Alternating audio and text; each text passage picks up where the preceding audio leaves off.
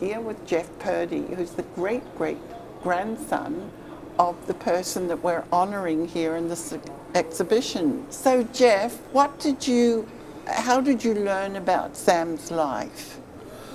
Family stories, right? Growing up as a young kid and hearing my grandparents and my parents telling stories of Sam and the war and where he hunted and trapped and going through, and stories that we've heard from his generation and coming down through. It's always sitting around the kitchen table having a tea and telling family stories. Well, this exhibition certainly honours Sam. Oh my goodness, it's amazing. What an incredible person he was.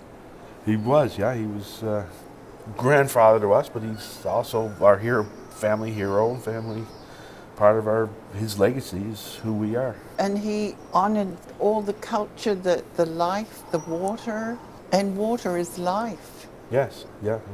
Water can take life, but it also gives life. Yes. Right? Water protects, so water's a big part. And yes. With Sam's life, it was always around with his hunting and fishing and trapping and everything he did as a young Mi'kmaq man. He was around the waterways. But then he had this incredible journey when the war broke out. Yeah, in World War I, he went to Belgium, and I was very fortunate that the Belgian government paid for a delegation trip, and I got chosen to go over. And the historians sat down and went through all the records, and I actually got to walk and go exactly where Sam went through the Great War, and where he tunneled and went through everything. It was just really powerful and really emotional when we were going over there and seeing everything, and be able to get to walk where Sam walked. You probably felt Sam was with absolutely. you. Absolutely, yeah, absolutely. Yes, and his knowledge of the tunneling and all the other knowledge he brought to the war effort. Yeah. And so as a young Mi'kmaq man, hunting and trapping and whatnot, and his skills of tracking animals and whatnot, going through growing up and living, was a big part of his, and going to war helped him fight through do what he had to do. And prior to that, he travelled across Canada, which was amazing also Did at that time. a lot of guiding, yeah. Yeah, he traveled right across from Newfoundland to Yukon. He traveled around quite a bit, helping guiding guests and moose hunting. And as a result of the war, he won those medals. Yes. Yeah, so with his DMC, his Distinguished Conduct Medal, like the tunnel actually had collapsed. So during Belgium when we were there, they had the German allies were going through one way, and our allies going this way. So when they had listening devices going through, they had to, when they heard, they'd stop. And one of the guys actually heard, it was like a stethoscope on the wall as they were digging, because it's really slow, taking your time. Like, it's not what you think, right? Just a few grains of soil at a time, so not to make a noise. And some you're only meters, 2 or 3 meters apart, going by each other. Right, so during that one time, it was very tight, and they were heard, and they got blown up, and the tunnel collapsed, and Sam dug his troop and dug him out to safety. And when he poked his head through, it was still daylight, so he had to wait until after dark to get back behind. There are so many stories, so many adventures that Sam lived in his life, and absolutely brought all this back to his home.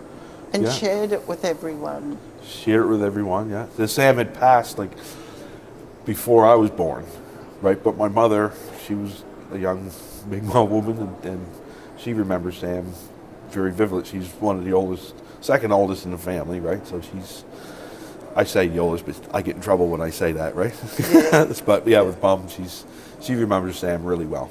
Yes, so some of the stories are spoken in Mi'kmaq language, so that it's the storyteller telling it the way it should be, right, in your language, which is just amazing.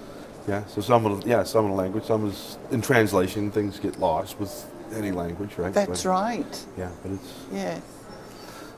I'd even like for to- me growing up in Nova Scotia, where it's hunting and trapping with myself and my family, and not just myself, but all of Sam's descendants, right? I'm one of many descendants from Sam, Sam's son from Lewis to my grandmother, right? And their lives all comes from his DNA runs through her. Right. And most of you have stayed in the area to protect and look after the culture. Yeah. Yes. Yeah.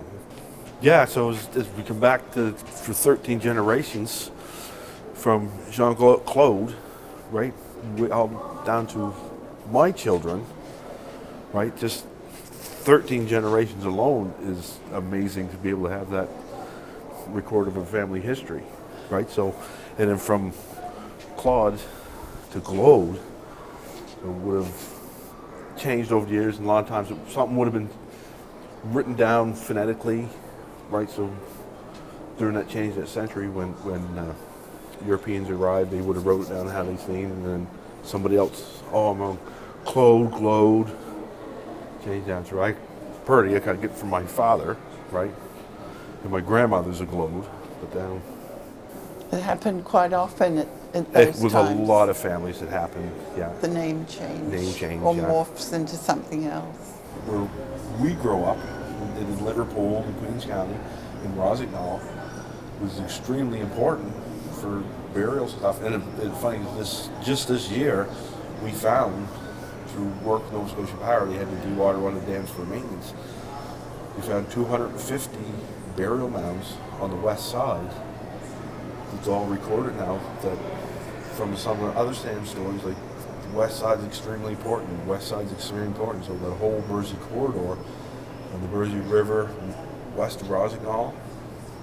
So that was all extremely important. That's part of us of trying to keep things protected and doing what's right and protecting our ancestors. And that's where you mostly live, around the Mersey River. Yeah. I live in Yarmouth now, it's on the reserve in Yarmouth, but I grew up in Liverpool, right on the Mersey River. So my wife made this for me. Wow. So it's my oldest to my youngest. We're, like I say, we're part of Sam's legacy. We do what we could for all of our family, right? Do what we can to And you're honor part Sam. of the land there. Passing his stories down is honor Sam as much as we can.